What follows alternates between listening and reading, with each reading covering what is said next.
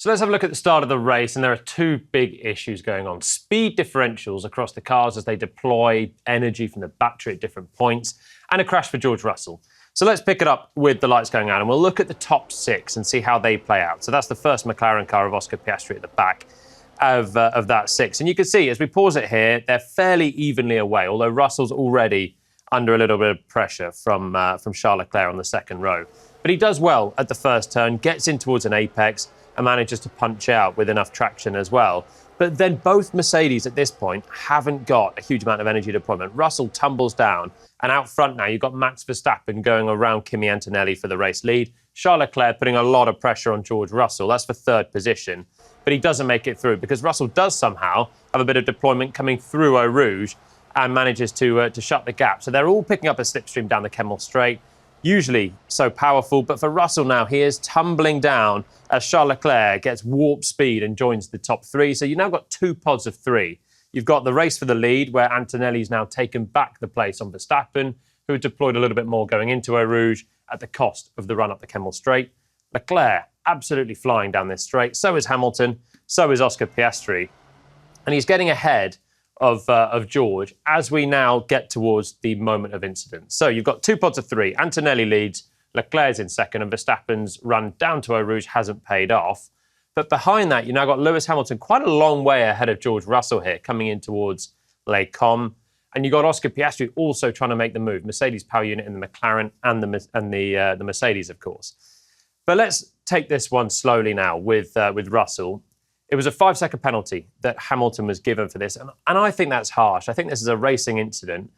We'll go slowly with Russell, who has a nice bit of space on the outside line here. And he uses it to go deeper on the brakes. And he has that opportunity because the rest of the cars are just bunched a little bit more on the inside. So Piastri here can do nothing about that.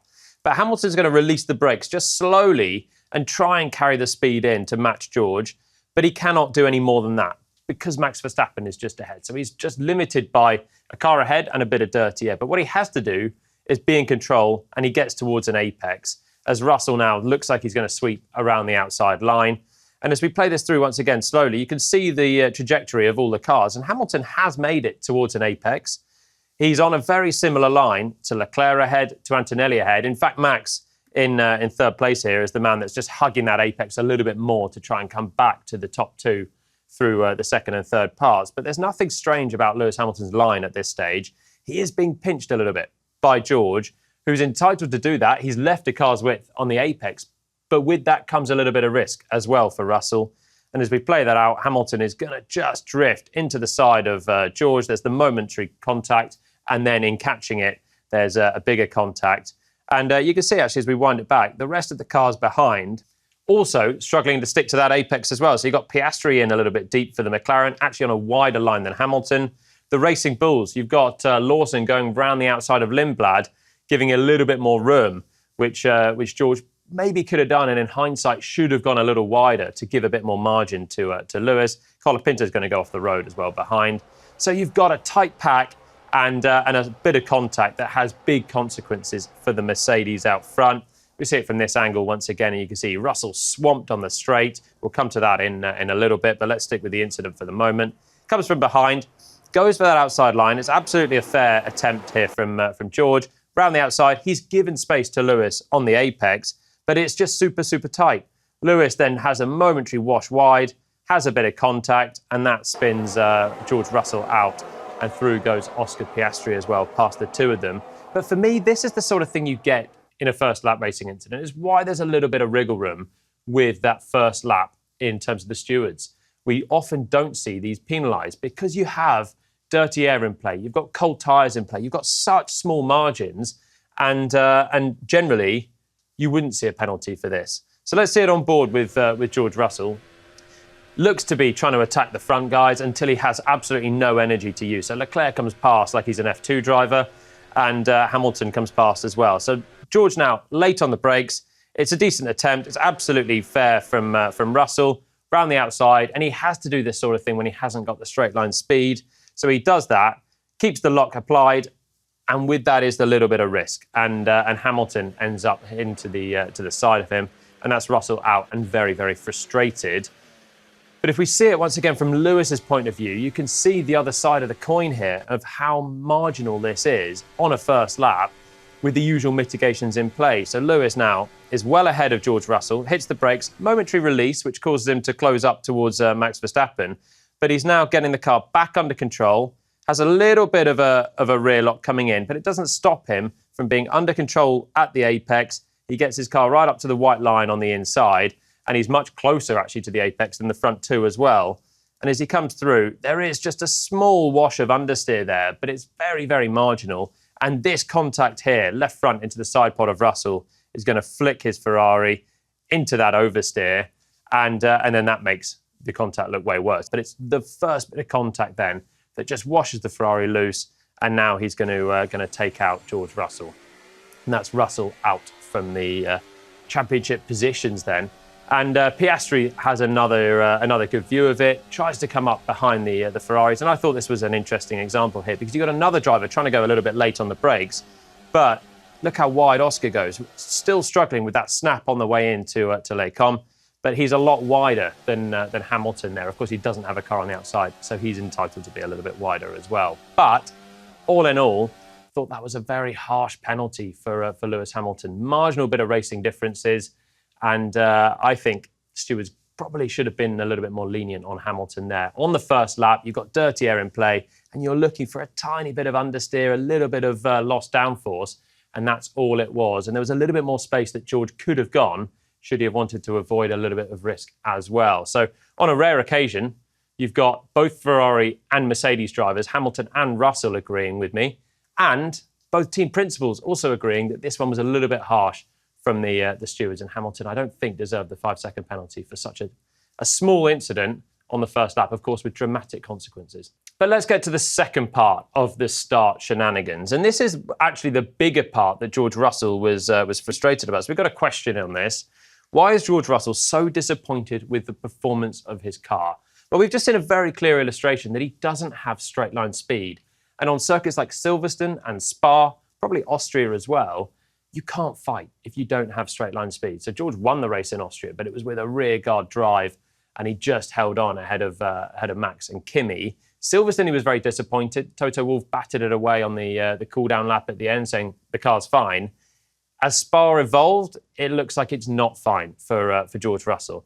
So let's have a look at the Eau Rouge corner on the first lap. So Toto Wolff said after the race, all Mercedes cars struggled with energy deployment at the start. And it's true that Ferrari come absolutely flying past, but when you compare Russell with Antonelli and with Piastri, of course, with the Mercedes power unit, you can see a big difference. So George deploys a little bit more through Eau Rouge, and now he is going to be an absolute sitting duck. Whilst Antonelli can go attacking Verstappen, Russell is just falling back, and that, in the back of the McLaren, is a Mercedes power unit as well. So there's clearly a big deficit that Russell's carrying at the start of the race here compared to his teammate and compared to Oscar Piastri. So that would frustrate me if I was George Russell, to hear the team boss there keep trying to deflect from what is clearly an issue that George is facing that some of the others aren't. And the data is here as well from the top 5 at the start of the race. And you've got Russell in the rusty red colour down on the straights compared to Antonelli, Verstappen and the 2 Ferraris. You've got the rusty red, we'll call it. It's like brown colour. The lowest, down towards Eau Rouge. And that's where Leclerc is trying to put pressure on him, and Russell holds on. He is, in fairness, the quickest man through Eau Rouge, as you get a couple of drivers lifting. You've got Lewis Hamilton lifting off quite strangely, but he's in traffic trying to judge when to go flat out over the top of the crest. You've got Antonelli as well having a lift in the blue down here because Max Verstappen's just got ahead of him into Eau Rouge. So that will affect their speed a little bit, and you can see that in Eau Rouge, where the pink and the blue line of Hamilton and Antonelli drop down. But then once again, we hit the straight, up the Kemmel straight, and Russell is very, very low in that brown colour. You've got Max Verstappen out front, no slipstream, and he's already deployed his battery down the hill, of course, taking the gain that comes with that huge speed and the race lead. And he's the only driver comparable to Russell coming up the hill. Bearing in mind, Max has got no energy and a Red Bull with no slipstream. That's not saying a lot for the Mercedes in the pack. Later on, you've got Antonelli then having no slipstream in the blue as well. But overall, you're looking at this and just thinking, yes, George Russell has no straight line speed. He's very, very frustrated. And around Spa, if you have that, particularly the start of the race, you're just not going to compete. So I think that is why, as well, he goes aggressive on the first lap. He takes a bit of a risk to try and pass Hamilton, and it doesn't pay off. But it all stems from his lack of straight line speed. And it all comes from qualifying as well. It's a frustration that's building for George. And this is the qualifying trace of Russell compared to Antonelli through Q3. So you've got Russell in the red, you've got Antonelli in the blue. And there's a really interesting part of this, which is the end of the lap. And it's this run coming through Blanchimont up towards the bus stop where both cars are derating. So they're running out of energy, but Russell's is running out of energy sooner, and it costs him a huge amount of speed on the way to the bus stop. There is a good few tenths here for George, as you can see from this line just going up at the end. It's fairly even between the two Mercedes until you get to that endpoint. So how do you break this down? Well, interestingly, at the start of the lap, you have to assume that both Mercedes start with 100% battery. And at the start of the lap, it's pretty even between Russell and Antonelli up the Kemmel straight. So at this point here, you've actually got Russell fractionally up on Antonelli, and the deployment, you can see the straight line speed here, is pretty even across the two cars. You've got Russell a little bit quicker through Eau Rouge, you've got Antonelli fractions quicker up the straight, and that is how it should be across teammates with the same machinery, in theory. But as the lap goes on now, you deploy battery and you deplete your resource, so you have to recharge it in the middle sector. And that is where it seems Russell's car is not working as well as Antonelli's car here. And you've got a couple of moments already played out. The one is into the bus stop. The other one is also coming through Pouhon on the exit here, where both cars are absolutely flat out. And Antonelli's just picks up that little bit better, and it gives him lap time, as you can see down here. There's a best part of a tenth of a second coming out of Pouhon up to Fagnes. Not the longest run, but on Spa, where you've got loads of full throttle sections, it all adds up incrementally. So it looks to me like there's two possibilities here for George Russell. Start of the lap is good, end of the lap is bad. So he's not recharging the battery well enough.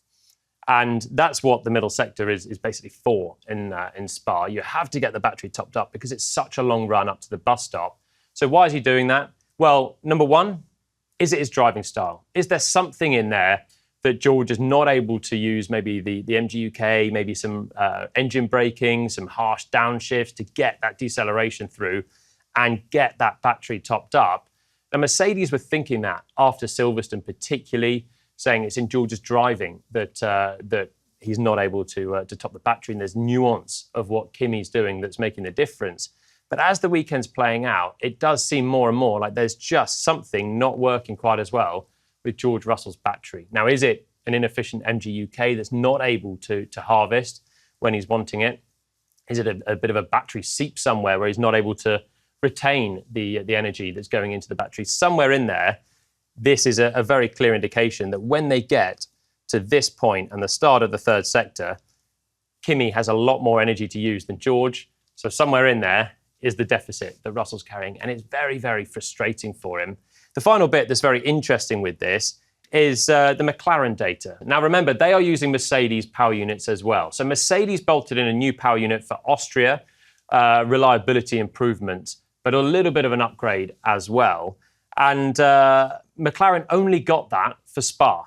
Now, you will notice straight away that the trajectory here is exactly the same, Piastri versus Norris. So you've got Oscar in the red, actually neck and neck with Lando through two sectors of Q3. You can see the time delta here is pretty much zero between them, and the deployment looks pretty even across the board until that long final run up to the bus stop where the red line is just solidly lower than the blue line, showing he doesn't have the energy to use, even though the driving, the gear choice, the braking shape, everything looks remarkably similar between the two McLaren drivers. So once again here, it looks like there's some component in these Mercedes power units that's delivering for one driver and not the other. And that is why George Russell is very frustrated. And I think Mercedes have to do a huge amount of scratching around here to figure out what's going on. Budapest will be better, but if you're driving around with a deficit in the straights, that is something out of the driver's control, and you feel like you're a sitting duck, particularly at Spa.